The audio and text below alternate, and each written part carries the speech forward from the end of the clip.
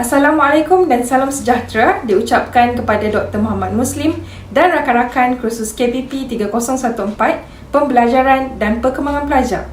Saya Hanan Hanina binti Muhammad, pemegang kad matrik bernombor D2020209637 akan membentangkan sebuah ulasan ilmiah dari sebuah kertas persidangan yang berjudul Pengaruh Media Berunsur Agresif dan Kesannya Terhadap Tingkah Laku Pelajar Sekolah Menengah. Kertas persidangan ini telah dibentangkan oleh saudara Azizi Yahya, Ismail Ma'akib dan Peter Wu dari Fakulti Psikologi dan Pendidikan Universiti Malaysia Sabah pada bulan November tahun 2018. Media merupakan sebuah wadah yang digunakan secara meluas dalam konteks penyampaian. Namun begitu, media seringkali disalahgunakan untuk menyalurkan kisah-kisah yang tidak baik dan tidak sepatutnya disiarkan kepada umum.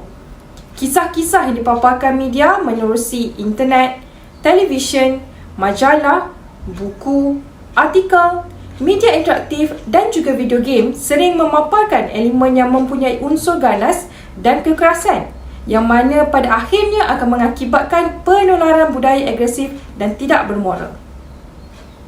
Kajian bagi kertas persidangan ini telah dilaksanakan di sekitar daerah Kulai Johor yang melibatkan 3 buah sekolah menengah. Instrumen kajian yang telah diguna pakai dalam kajian ini ialah set soalan soal selidik yang telah diberikan kepada 127 orang pelajar. Item-item di dalam borang soal selidik diukur dengan menggunakan skala Likert 5 tahap dan data-data diproses menggunakan Statistical Package for Social Science (SPSS). Sebelum kajian lapangan dilaksanakan, sebuah kajian rintis terlebih dahulu telah dilaksanakan kepada 12 orang pelajar tingkatan 2 yang bermasalah di Sekolah Menengah Kebangsaan Taman Universiti 2, Skudai, Johor. Berdasarkan kajian yang telah dijalankan, penyataan masalah melibatkan pengaruh media yang dilihat kini semakin memberikan kesan terhadap tingkah laku agresif pelajar-pelajar sekolah menengah.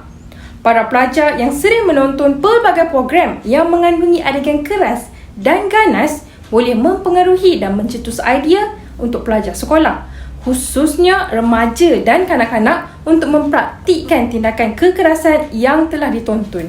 Hasil daripada kajian mendapati bahawa pelajar sekolah mempunyai kecenderungan yang tinggi untuk menonton media yang mempunyai unsur lucah selain gemar menonton media yang memaparkan elemen gangsterism. Pelajar juga dilihat memilih program animasi yang memaparkan elemen perlawanan dan menonton kisah benar yang memaparkan adegan pembunuhan, peperangan dan juga konflik. Antara punca yang mempengaruhi pelajar dalam pemilihan media yang berjaya dikenal pasti menerusi kajian ini termasuklah: pertama, media-media berunsur agresif yang dapat memberi semangat kepada pelajar untuk menjadi ketua kumpulan. Kedua, aksi agresif dikatakan boleh digunakan oleh pelajar dalam situasi terancam seperti apabila diugut ataupun dibuli. Ketiga, pelajar menyatakan bahawa mereka lebih bersemangat untuk melakukan latihan agar boleh menjadi seperti watak utama dalam filem yang ditonton. Namun begitu, sudah semestinya media-media yang berunsur agresif sebegini turut memberikan kesan terhadap tingkah laku pelajar.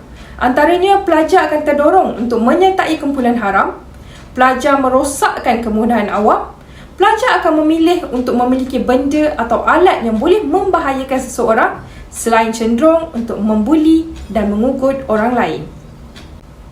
Dalam mencari solusi kepada kebejatan moral dan tindakan agresif para pelajar pada masa kini, ibu bapa berperanan penting untuk mengawal anak-anak mereka daripada terpengaruh untuk terus menonton media, khususnya media yang berpengaruh negatif dan agresif.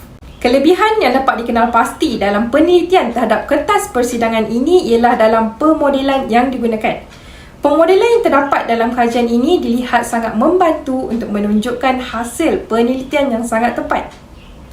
Namun begitu, kajian literatur yang digunakan dalam kajian ini masih sedikit, sehingga proses untuk penguatan berteori bagi kajian ini masih berada dalam tahap sederhana.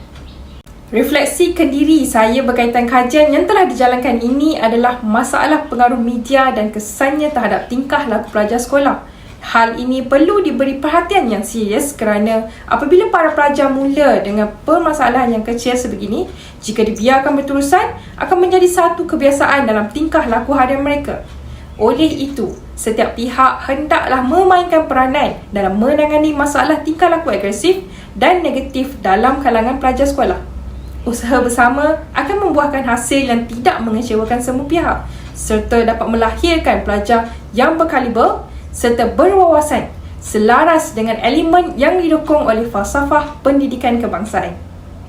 Sekian sahaja daripada saya. Terima kasih.